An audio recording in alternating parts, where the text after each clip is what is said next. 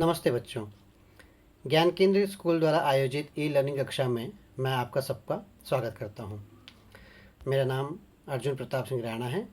ये वीडियो कक्षा 10वीं हिंदी लोक भारती के लिए है। बच्चों, आज हम दूसरा पाठ जो एक कहानी है, कहानी का नाम है लक्ष्मी, जिसके रचनाकार गुरबचन सिंह है, उस कहानी पर चर्चा करेंगे और उस कहानी को आज हम पढ़ेंगे। लेकिन इसके पहले बच्चों कुछ अनुदेशों का आपको पालन करना है। अपना ईयरफोन या हेडफोन का उपयोग करें ताकि अच्छी तरह से सुने और सीख सकें। अपने नोटबुक और पेंसिल को अपने पास रखें। जहां आवश्यकता हो वहां वीडियो को पॉज करना है। गुरबचन सिंह जिन्होंने ये कहानी लिखी है बच्चों, उनका जन्म 18 मार्च 1937 को हुआ था। उनका संक्षिप्त परिचय है। सुप्रसिद्ध कहानीकार गुरबचन सिंह जी ने साहित्य के अनेक क्षेत्रों में मुक्त लेखन किया है। आपकी भाषा सरल और प्रवाही है, इसी वजह से आपका साहित्य रोचक बन पड़ा है और इस कहानी में भी हमको नज़र आता है। बड़े आसान और सरल शब्दों में उन्होंने बहुत अच्छी कहानी यहाँ प्रस्तुत की है।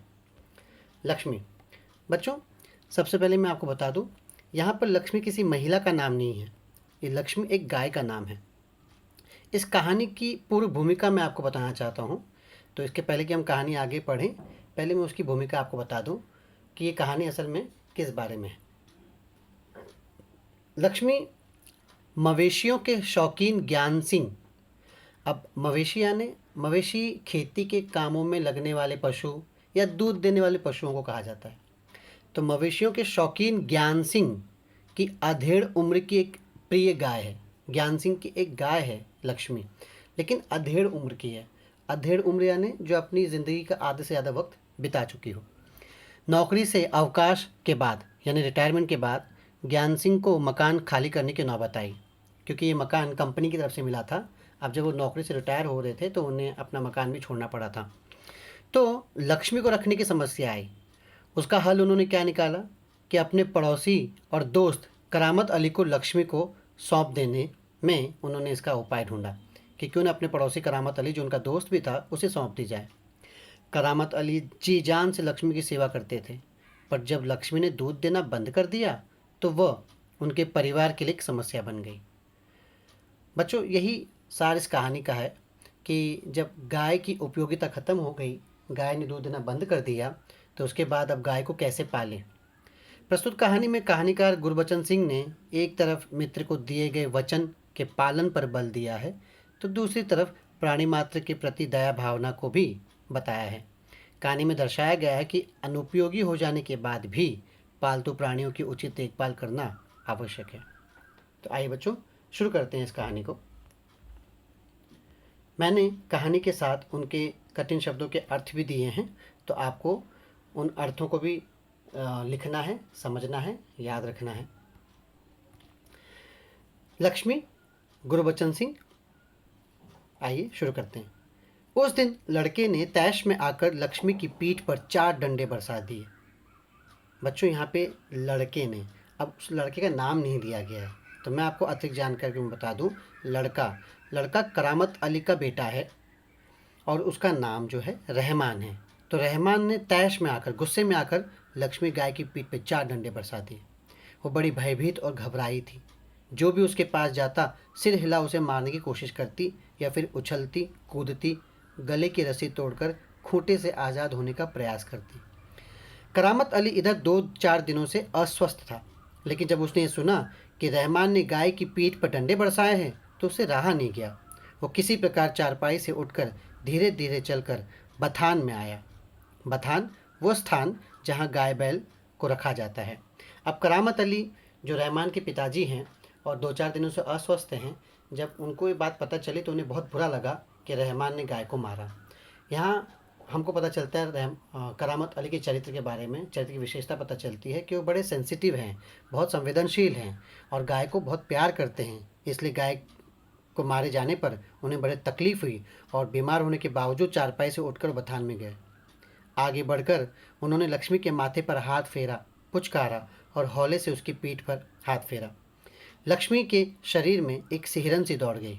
लक्ष्मी, जिसे मार के बाद अब प्यार मिल रहा था, तो वो थोड़ी सी हिल गई। ओह, कमबख्त ने कितनी बेदर्दी से पीटा है। उसकी बीवी रमजानी बोली, लो चोट की जगह पे रोगन लगा दो, बेचारी को आराम मिलेगा। रोगन एक तरह का तेल जिसमें दवा मिलाई जाती है। अब यहाँ पे रमजानी जो है करामत अली की वो पत्नी है।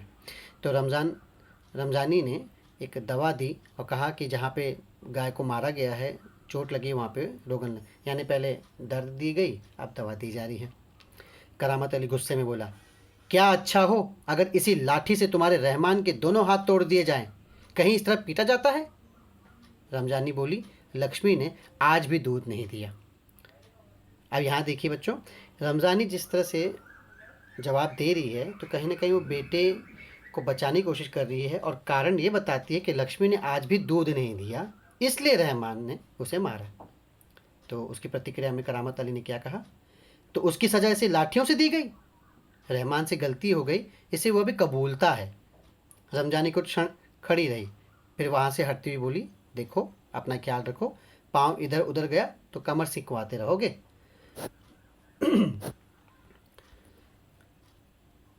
करामत अली ने फिर प्यार से लक्ष्मी की पीठ सहलाई, मुँह ही मुँह में बड़बड़ाया, माफ़ कर लक्ष्मी, रहमान बड़ा मूर्ख है, उम्र के साथ तू भी बूढ़ा गई है। डेयरी फार्म के डॉक्टर ने तो पिछली बार ही कह दिया था ये तेरा आखिरी बरस है। बच्चों आखिरी बरस का अर्थ यहाँ पे गाय की आखिरी बरस से नहीं लगता, यहाँ ये अनुमान लगता है कि डेयरी फार्म के डॉक्टर ने ये कहा था कि गाय अब इतनी बूढ़ी हो गई है कि अब उसमें दूध देने की शक्ति नहीं रही, तो ये उसका आखिरी वर्ष है जब वो दूध दे सकती है, इसके बाद दूध देना बंद कर देगी। लक्ष्मी शांत खड़ी अपने जख्मों पर तेल लगवाती रही। वो करामत अली के मित्र ज्ञान सिंह की निशानी थी। ज्ञान सिंह और करामत अली एक दूसरे के पड़ोसी तो थे ही, वे कारखाने में भी एक ही विभाग में काम करते थे, एक साथ प्राय ड्यूटी पर जाते और एक साथ ही घर लौटते।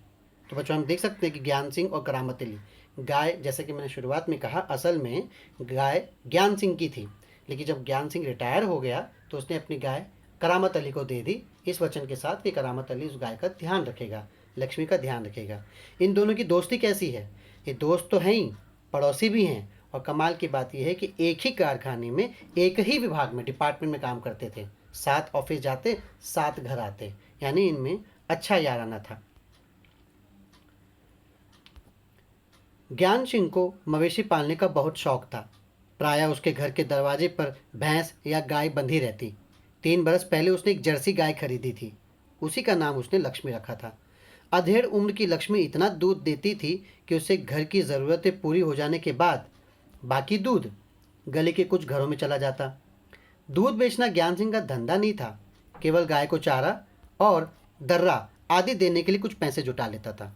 दर्रा यानी जानवरों के चारे में मिलाए जाने वाले अनाज के टुकड़े, जिससे उनका खाना, गायों का खाना टेस्टी हो जाता है, उनको पसंद आता है।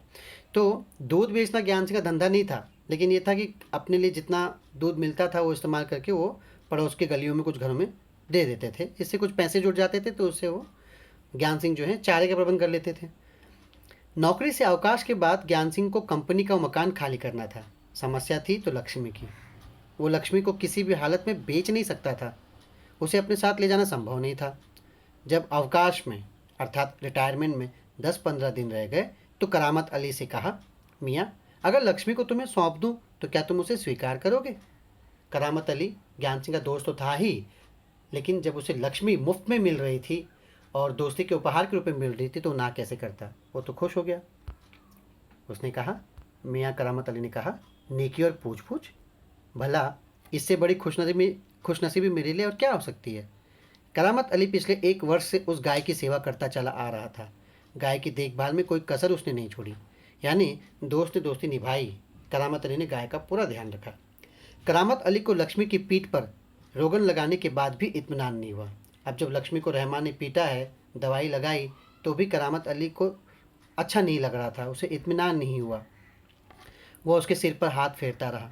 लक्ष्मी स्थिर खड़ी उसकी ओर जिज्ञासापूर्ण दृष्टि से देखती रही। जिज्ञासापूर्ण मतलब कुछ जानने की इच्छा से, जैसे गाय उसे कुछ जानना चाहती हो, पूछना चाहती हो। करामत अली को लगा जैसे लक्ष्मी कहना चाहती हो, यदि मैं तुम्हारे काम की नहीं हूँ तो मुझे आज़ाद कर दो, मैं घर छोड़कर कहीं चली जाऊँगी। गाय तो बेजुबान है, लेकिन जिस तरह से अपनी भावनाओं को प्रकट कर रही है अपनी आँखों से। करामत अली ड्यूटी पर जाने की तैयारी में था, तभी रमज़ानी बोली, रहमान के अब्बा, अगर लक्ष्मी दूध नहीं देगी तो हम इसका क्या करेंगे? क्या खूंटे से बांध कर हम इसे खिलाते पिलाते रहेंगे? अब यहाँ पर जो रमज़ानी है, रमज़ानी चूँकि घरेलू स्त्री है, उसे घर परिवार भी चलाना पड़ता है, पैसे भी सीमित है, तो उसका कहना ये है कि अब जब लक्ष्मी दूध नहीं दे रही, जिस दूध को बेचकर वो थोड़े पैसे भी कमा लेते थे, अब वो जब दूध नहीं रह रही है, किसी काम की नहीं रहेगी, उनके हिसाब से किसी काम की नहीं रहेगी, तो क्या खूंटे से बांध कर हम इसे खिलाते पिलाते रहेंगे, यानी मुफ्त में इसका पालन पोषण करते रहेंगे? यानी जब तक जिस चीज़ का इस्तेमाल किया, किसी प्राणी का इस्तेमाल, चीज़ तो अलग बात है, यहाँ पे किसी प्राणी का इस्तेमाल किया, जब तक लाभ था उसे पालते रहे, और जब अब लाभ नहीं है तो उसे अब छोड़ने की बात की रही है, या फिर यूँ मुफ्त में खिलाने पिलाने की बात कही जा रही है। तो करामत अली ने कहा, जानवर है, बंधा है, तो इसे खिलाना पिलाना तो पड़ेगा ही। जानते हो, इस महंगाई के ज़माने में सिर्फ सादा चारा देने में ही 300-350 महीने का खर्चा है। सो तो है। कहते हुए करामत अली आगे कुछ नहीं बोला, क्योंकि वो भी जानता था कि उसकी पत्नी क्या कर सकती है, उसे भी घर चलाना है, और 300-350 रुपये खाली खाने चारे में खर्चा करना उनके परिवार के लिए मुसीबत का कारण था। पैसे इतने थे नहीं, और शायद वेतन भी इतना ज़्यादा नहीं था। घर से निकलकर कारखाने की तरफ करामत अली हो लिया। रास्ते में वो रमज़ानी की बात पर विचार कर रहा था। लक्ष्मी अगर दूध नहीं देगी तो इसे क्या करेंगे? ये ख्याल तो उसके मन में आया ही नहीं था कि एक समय ऐसा भी आ सकता है कि गाय को घर के सामने खूंटे में बांधकर मुफ्त में खिलाना भी पड़ सकता है। उसी साथी नईम ने उसे कुछ परेशान देखा तो पूछा, करामत मियाँ, क्या बात है, परेशान नज़र आते हो, खैरियत तो है? अब नईम जो है उसका साथी है, शायद कारखाने में साथ में काम करता हो।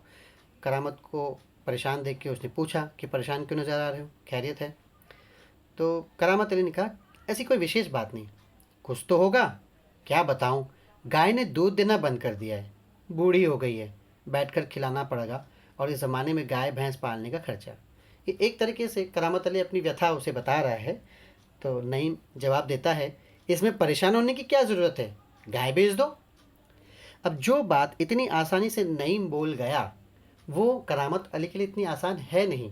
वो गाय कैसे बेच दे? ये गाय उसके दोस्त की निशानी है। उसके दोस्त ज्ञान सिंह ने उस पर भरोसा करके उसे गाय दी थी।